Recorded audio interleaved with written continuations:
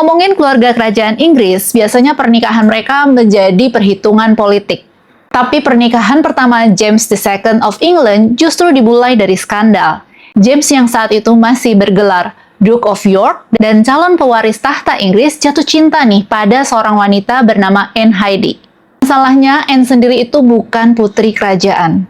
Dia hanyalah anak seorang penasehat politik kerajaan. Status sosialnya dianggap terlalu rendah untuk menikahi adik sang raja Inggris.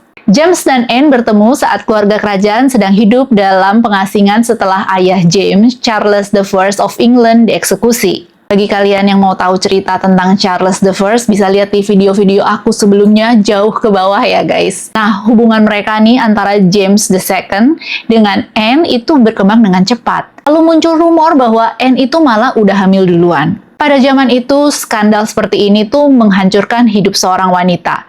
Tapi James akhirnya menikahi Anne secara resmi sekitar tahun 1659.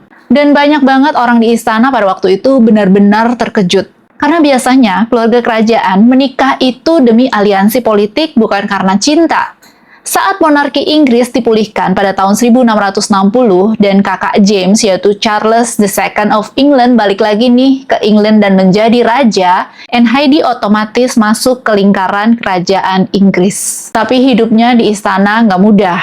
Banyak bangsawan memandang rendah dirinya karena dianggap bukan siapa-siapa. Selain itu, Anne ini banyak mengalami kehamilan dan sebagian besar anaknya meninggal saat kecil.